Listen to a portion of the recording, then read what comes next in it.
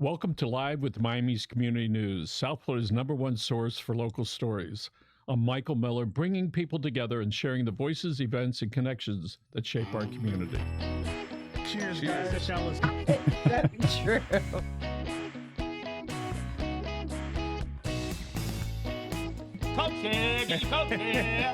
I'm all in to be the Miami-Dade County mayor. That event. Tell everybody about it. What's next? What do we have to do? Thank you for joining us. I'm Michael Miller, and today we're going to be talking to Lissette Mendez. You are the executive director for the Miami Book Fair, which is coming up in just a couple of weeks, starts on the 16th and the 23rd. Yes. Tell us about the book fair and the beginning of it. What caused that to occur so many years ago? Yeah. Well, thank you so much for having me here, Michael. It's really a pleasure.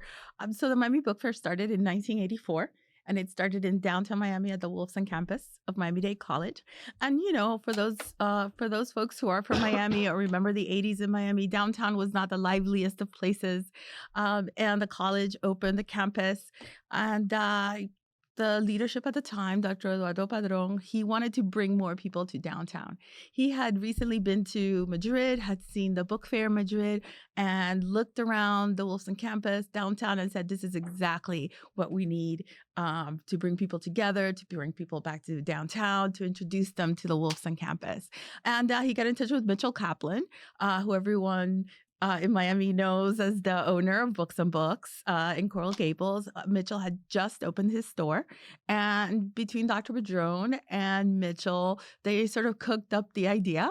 And they engaged a lot of community partners at the time. There were other bookstores in Miami, the public library leadership got involved, and everyone at Miami-Dade College that could volunteered. And that was it. That was the first year, 1984. And here we are, 42 years later. Mitchell Kaplan, what a difference he has made in this community. Oh, yeah. And he was innovative, and he was gutsy, and he probably looks back, thought it was no big deal. But he was really a trendsetter. And when he first opened, we used to think all he did was manage books. No, he figured out what people wanted and figured out how to provide that. And to combine it with Miami-Dade College or the other way around, whatever way it was, is really a coup. Yeah. And I tell him all the time, I said, you know, we didn't know each other, but you changed my life. Because I lived in Miami Beach and you know, we had the library, which I would go to all the time. But when he opened the store, there was a store on Lincoln Road for a time, well, a long time. I used to go to the bookstore, and he used to show films at the bookstore in addition to just selling books. And he was one of the first bookstores to have a cafe, and we would go there when that happened. So I spent a lot of time in and around Books and Books growing up as a teenager in Miami Beach, and then later in my 20s.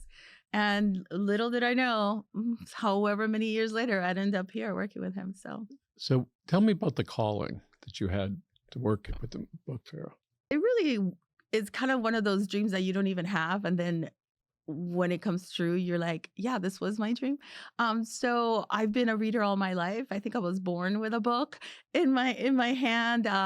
When I was little, you know, I couldn't go to sleep without, you know, reading something. I don't remember a time when I didn't know how to read. I came from Cuba in 1980 during the Mariel boatlift, and I didn't know how to read in English. I only knew how to read in Spanish. And at the time, it wasn't like there were that many Spanish bookstores. And, you know, so it was a time where I really realized that books and reading were so central to who I was as a person, to how I lived my life, that I always wanted to have a book with me. And I always wanted to make sure that I had access to books. And that's how I discovered the Miami Book Fair 5-6 years later. Second or third book fair. It was, you know, it was a moment of elation walking into the first book fair. And then I went to every book fair. And I graduated with my MFA in creative writing. I wrote, I published, and then I went to work at Miami-Dade College in their communications department, writing press releases, writing stories for College Forum, which is still around. And that's how I met our former executive director, Alina Interian, who led the fair for many years. And one day a position became available and I applied. I applied with a notebook full of ideas, because I was going to get that job no matter what. And so I remember I delivered a whole notebook of ideas. This is what I would do if I got to work for Book Fair, to the Kendall campus. At that time, there was, very little emailing or online applications. So I went in person and then I interviewed. I had like 3 interviews and I was chosen, and I can't imagine doing anything else now, So what was it like when you got that call? They said, "Okay, when can you start?" Oh, I was so happy. I remember my boss at the time in the communications department knew that I had applied for this job. It was, part of my courtesy to her. But our college president didn't know, and he wasn't that happy about it because I was doing such a good job writing for publications at the college. But he very quickly, understood how much I would love it and how much I could, bring to the table. So what's it like for you now after all these years, 20 plus years there, when you get to meet one-on-one some of the authors that have written some fantastic books? It's a little bit of a pinch me moment, right? Because especially authors that I read as a kid or that I read as a teenager, and I never imagined that there were even real people. I remember, for example, a book and an author who kind of changed my life in a way. My reading life was Toni Morrison with the book Beloved.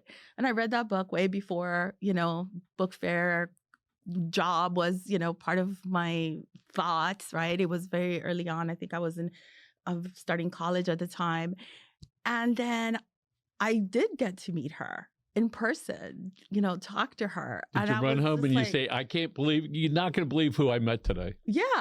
And the same thing I could say about Anne Rice, who I had read as a teenager. And then next thing I know, I'm like helping get her book signed and leading her upstairs and so there's a lot of those authors like that. So who are some of the good authors, some of the great authors that you're going to be able to meet up with in just a couple of weeks? Yeah.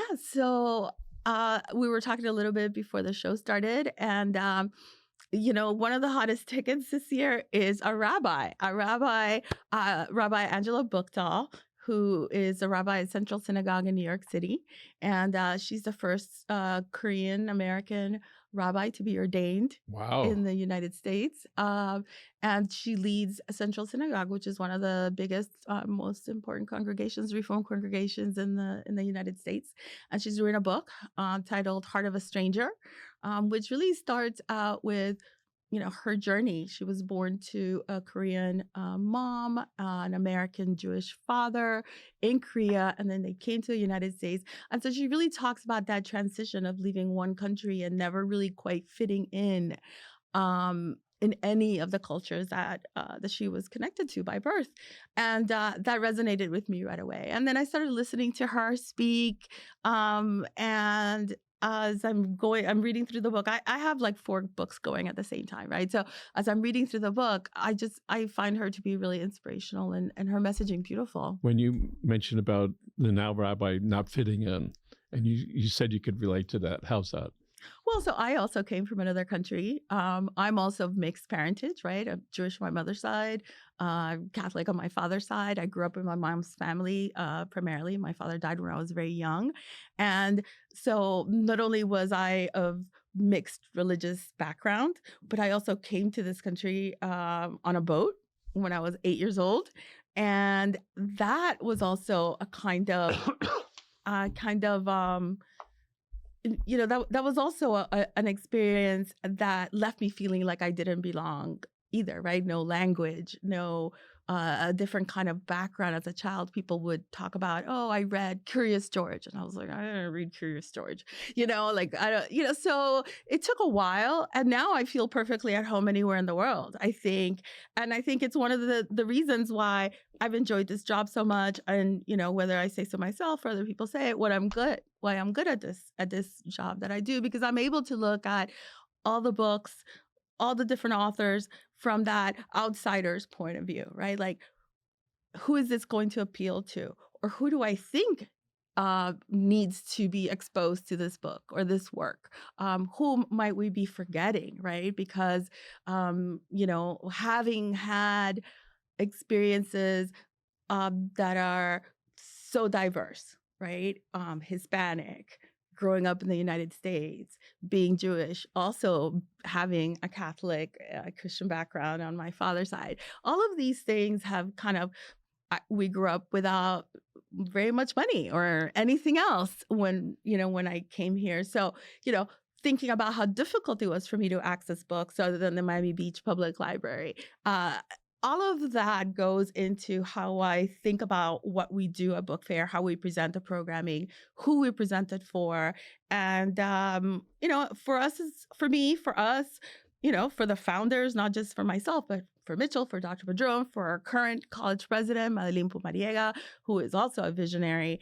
For all of us, the mission is to make sure that these kinds of events where you can mix entertainment with education, with knowledge, with sharing, with participating in a communal experience that kind of maybe doesn't destroy all the boundaries, but lowers the boundaries between people. For us, that's what the most important thing about Book Fair is. There are going to be people from all over the United States here. Yeah.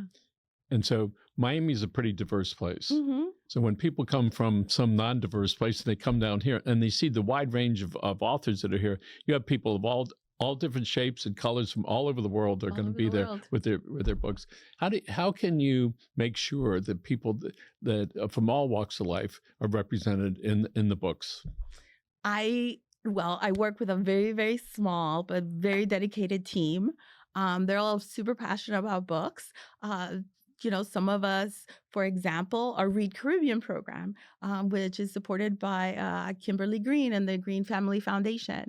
The Read Caribbean program makes sure that we are able to bring authors from all over the Caribbean and from the diaspora, especially when we're talking about Haiti. It's so difficult for people to travel from Haiti. So many authors and intellectuals have had to leave Haiti.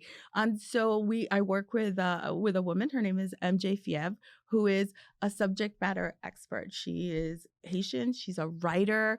She was educated both in Haiti and in the United States.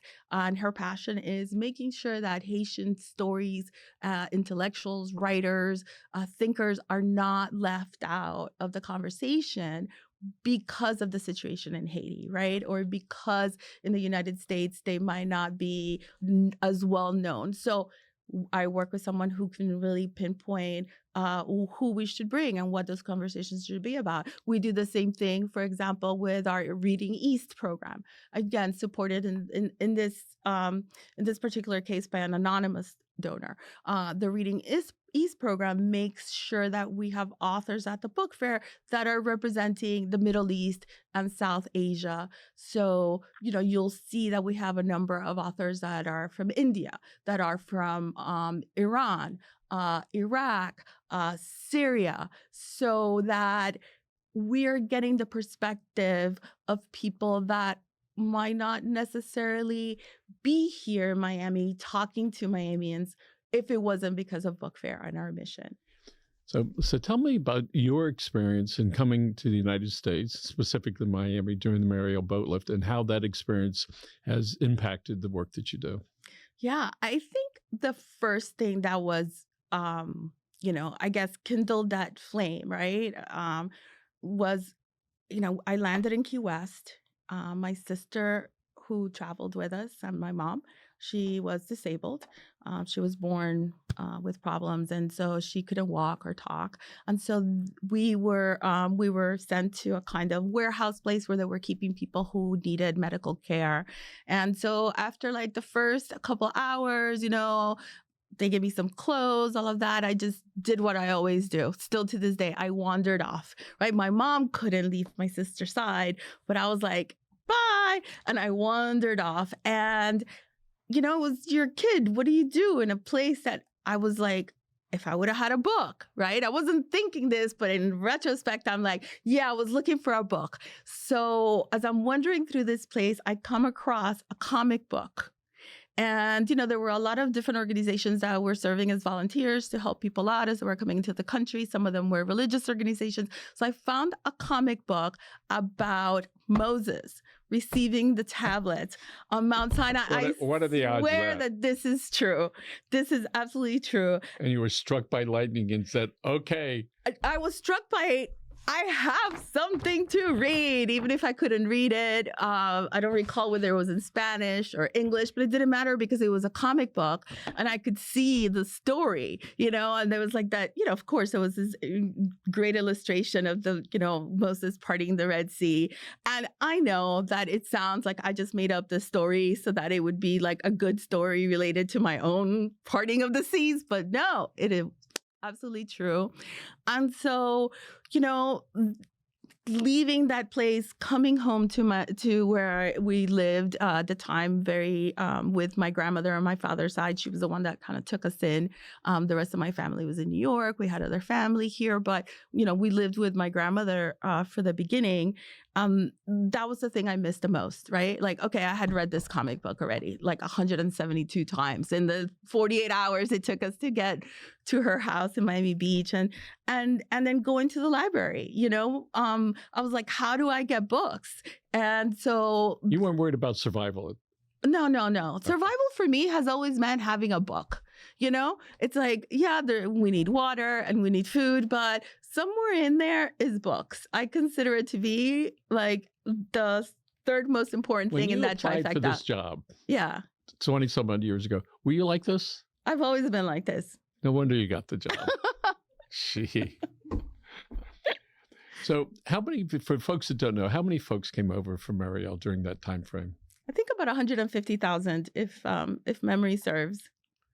Actually, so one of our authors this year, book fair, Mirta Ojito, who lives here in Miami. She now works for the NBC company, Telemundo specifically here in Miami.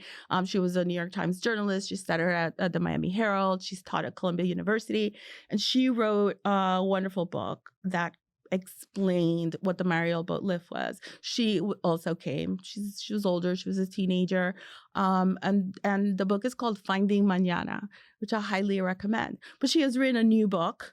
She's had a couple of books since then, of course. She's come to book fair with all of them. She's a great writer, good friend.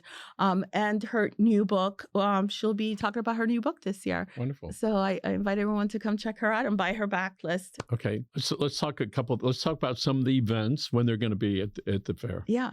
So we open on November 16th, which is a Sunday, and it's a jam-packed day. We open with Israeli author Lihi Lapid.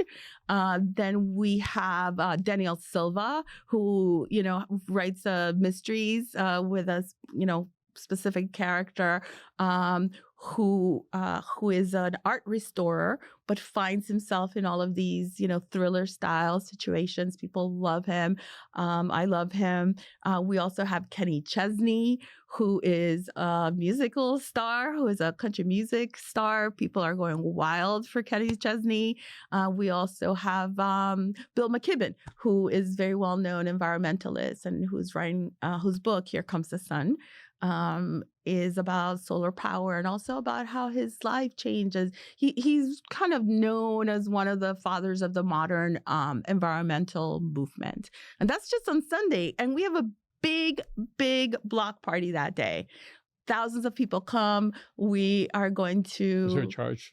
Everything's free. Okay, that's not true.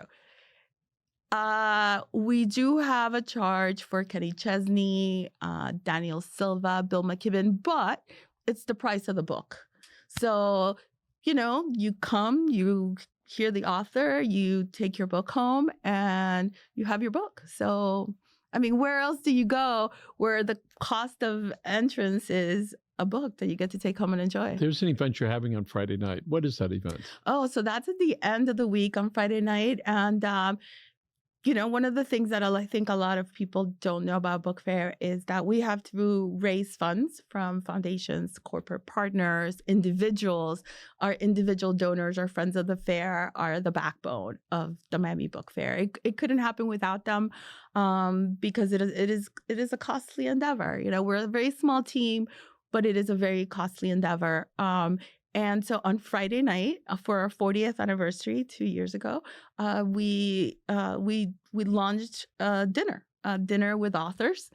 Takes place at the Marriott Marquis in downtown Miami, another great partner of ours. So you could go to dinner and there'll be all these authors from around the world. They're going to be there. Yeah, they all sit at the table with you. You know, every table sits 10 to 20 people, depending on the size of the table, and you get to choose the authors that sit with you. Or I recommend knowing, my favorite thing to do is recommend people books. So, do you jump around from table to table so you could actually touch them? Say yes, I'm here. Well, I get to touch them at other times during the fair. So during that night, I let our guests touch them. How's that? It sounds a little crazy, but it's a lot of fun. Can we put the website up?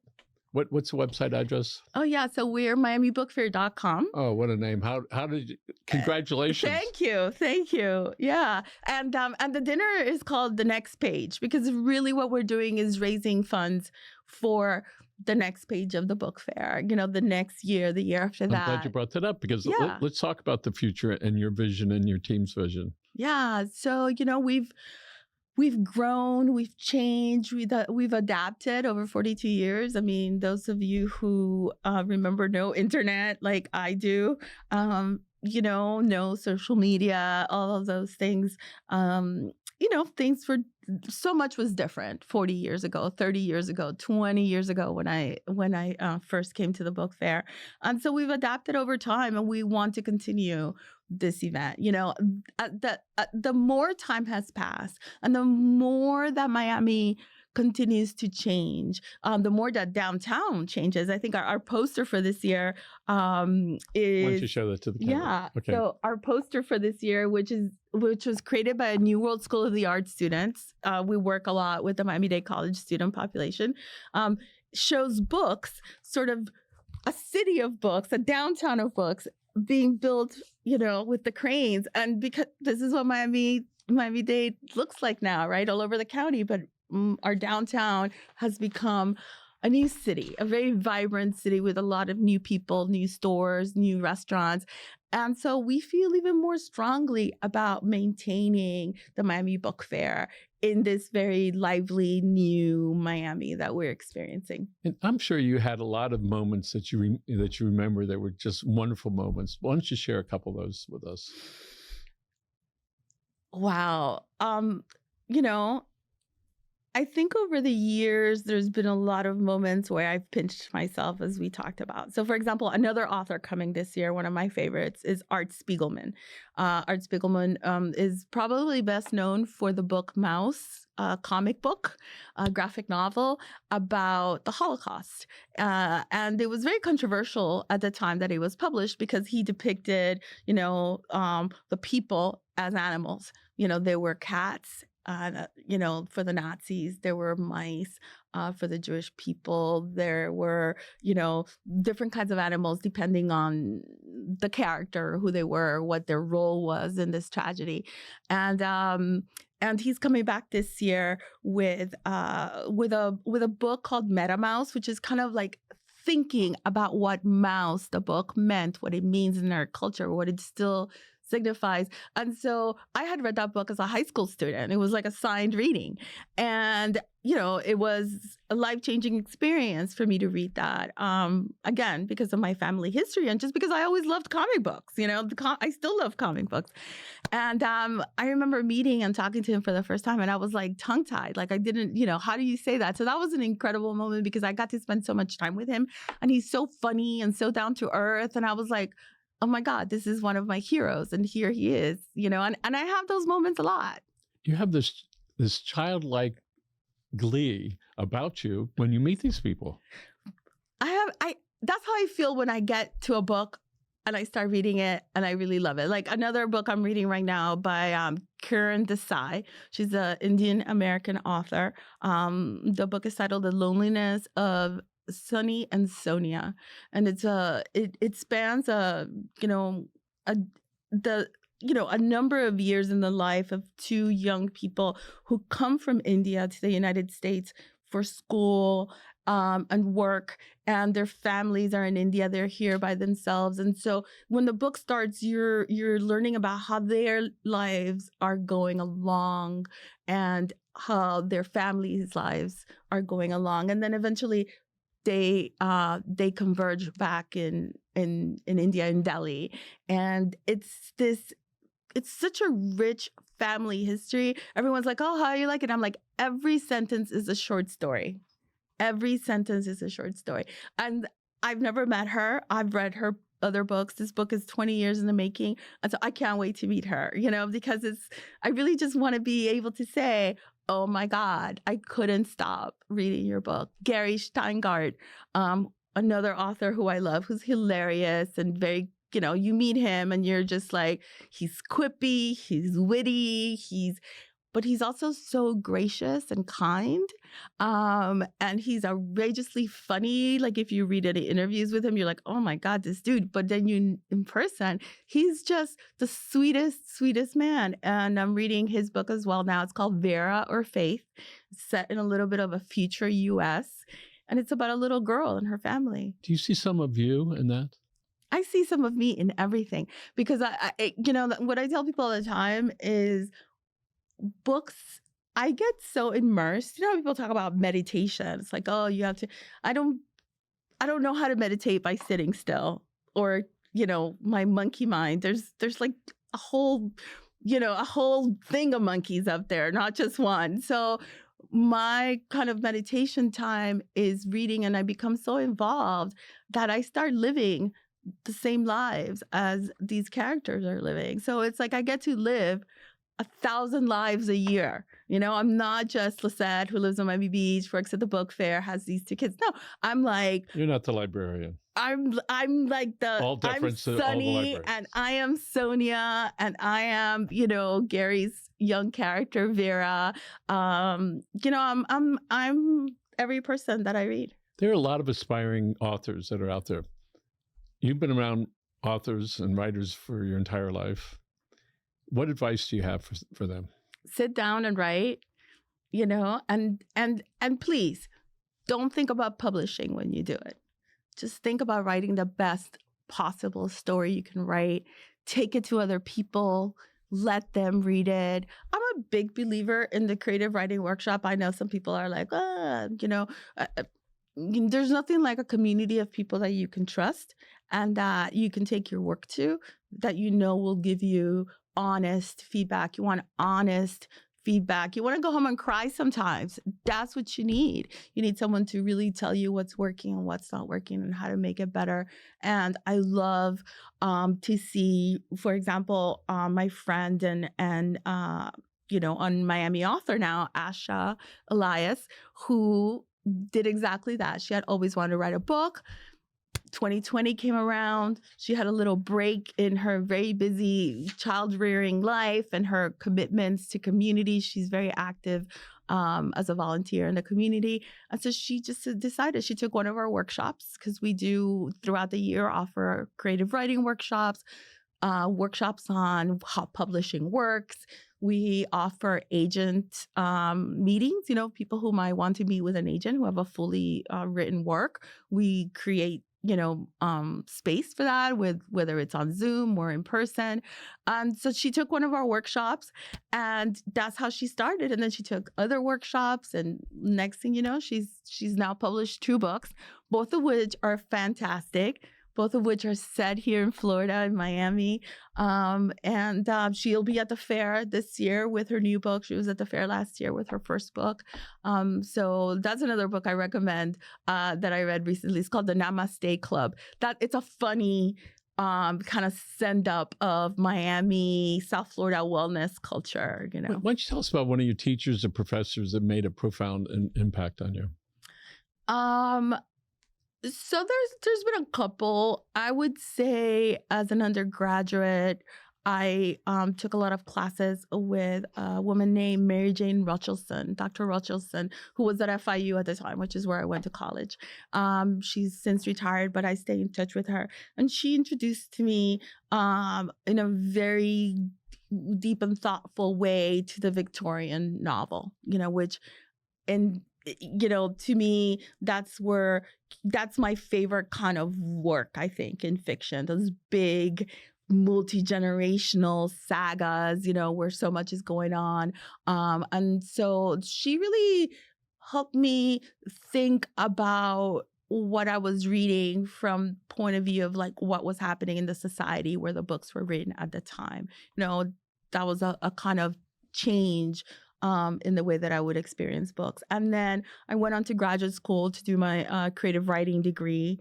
And there's 2 teachers there. Again, they're still there, which is very, very interesting because now we're good friends, after all these years. But Lynn Barrett, who's a professor of creative writing at Florida International University, again, where in their MFA program, and Campbell McGrath, who is another professor there, who's a poet.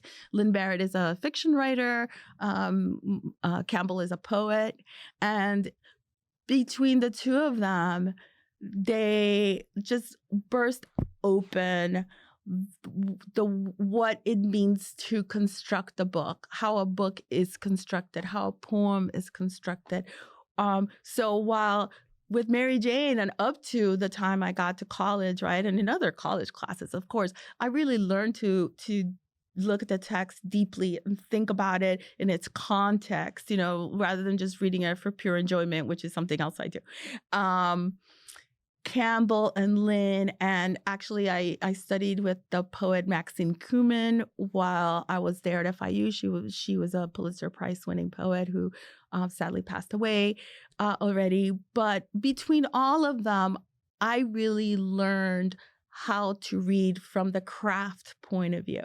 What goes into putting this sentence together that then goes into putting this paragraph together. So my primary training as a writer, and I say training because this is like, my university studies, was as a poet. And sometimes I make fun of myself. I'm like, oh, I'm a recovering poet, because I don't write anymore, really.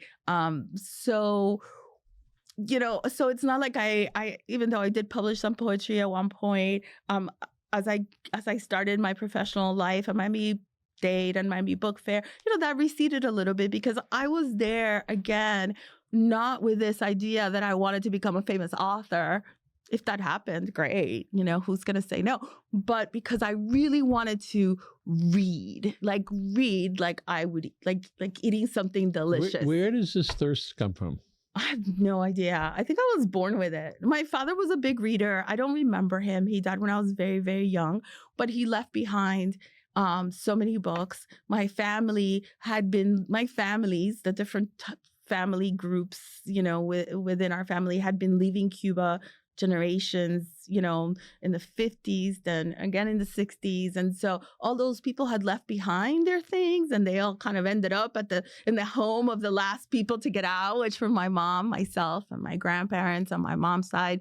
And so I really had access to a lot of books since I was a little kid. And, there wasn't much to do in Cuba. I mean, we had like 3 channels and Fidel was on one all day long. There was no, it's not like you came home to watch TV like we do here as children, And so I was home and the books were there and my mom and my grandmothers were very encouraging. And you have 2 children? I have 2 children. Do they have some of this thirst? Oh, God, yes. They are big readers, both of them, but they read differently than I do. They have different interests. My oldest son is a big math person, but he loves to read. He was in debate team. He's studying engineering, but he was in debate team and one of the writers for the debate team while he was here, and he still reads a lot. My youngest son inherited the comics and graphic novel, interests. So he reads a lot of manga from, Asian countries, Japan, China. I would like to share a few thoughts concerning President of Miami-Dade, Madeline Pomier, when she was a speaker last year, and she was speaking to a couple hundred people. There was spontaneous applause when she was speaking. We've done several hundred of these. Rare is it spontaneous. It's usually at the end. The women in that group that were there were so impacted. And when she would talk, you can come to Miami-Dade, you can get out with no debt. Mm-hmm. You want to get a certificate or you want to do your degree, you want to get ready to go to MIT, you can do that. This is your pathway. afterwards, I got phone calls, mostly from women. She was talking about me, Michael. I have 2 kids. My mother was a maid. My father was disabled. I'm the first one to college. And what she said was correct. And then I have another experience with a Miami-Dade teacher, this 1970. I was struggling in a class. And she said, "What's the problem, Michael?" I said, I don't want to talk, but she said, "Come to a special class." I go, it's her office, which isn't much bigger than this. She said, "This is a special class." I said, "Where?" "It's you and me. Tell me what's going on." I said, "When I put the paper into the typewriter, I start typing and I get frustrated. I rip out the paper." She said, "Next time that happens, Michael, just stop, pause for a few minutes and start again." Mm-hmm. And that was many, many years ago. And today we just hit the delete button and it's just so much easier. And when I was at Miami-Dade, I had a professor in anatomy and physiology. I was friends with that family for 40 years and he died. And so his widow one day calls me. She had just got out of the hospital and she called me to come help her. I hadn't spoken to her for a year. I picked up the phone and I called her son, who's 50. I said, "You need to get over here, man." And it's still the relationship was when I knew him, he was a teenager. I said, "She needs your help." Mm-hmm.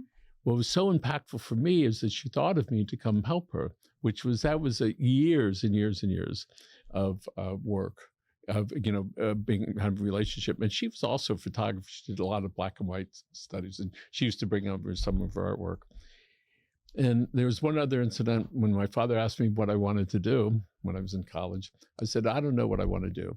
And this is a great lesson. Do whatever you want to do and do the best you can until you don't want to do it anymore, and then go do something else. His words of wisdom was like the Miami-Dade professor. Just stop and pause and start again. So I know there's lots of authors that are out there that are suffering from that same thing. You can call it writer's block. You can go whatever you want to call it. So what's your advice to them? Same thing. Don't stop. Just, tab, or, guess and start again. Carry your notebook with you, write whatever you hear. When I was actively writing, I would go for a lot of walks and I would start just thinking, right, and listening to what I was saying to myself. And then I would write that down.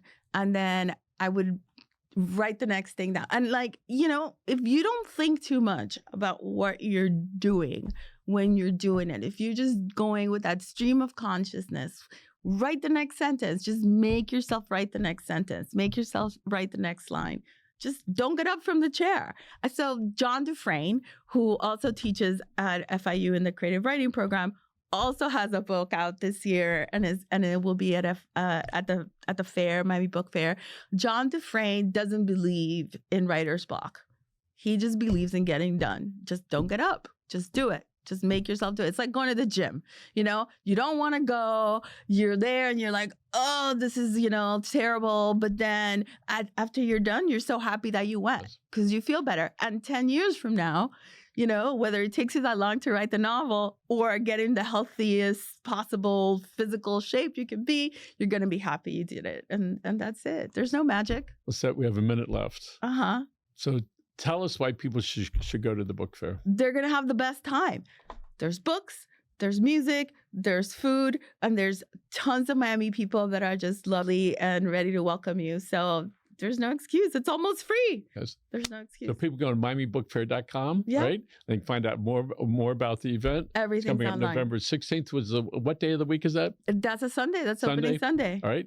A week from Sunday? No, a couple of weeks. No, a couple of weeks. Yeah. What is tomorrow's Halloween? I think. Way to go. So we have about 2 weeks left. And that's wonderful. And thankfully, hopefully the weather's going to be perfect for down Of course it will be. Our November weather down here is perfect. So wherever you are in the world, come visit us. All right. Yes. Miami International is waiting for you, and they can meet plenty of authors. They can find out who's scheduled to appear. Oh, yeah. Well, right? So we have 500 authors altogether in Spanish, English, and Creole. And everything's on the website, the list of authors, the schedule, who's speaking with whom, what the books are about, everything they could ever want. And then, the guide will be out around town, but you could just pick it up at the fair. There's always something to do. Lissette, you are the real deal. You're the best. Hey, Thank you thanks for being having here. me. Let's I look at this loved it. camera right over here. Folks, remember, look it up at the MiamiBookFair.com. It starts in 2 weeks, so enjoy yourself down there. And Grant and I now are happy to say that we were part of the Disney rule, which the Disney rule is when you hug someone, don't stop until they do. Thanks for joining us. Have a good day. Bye.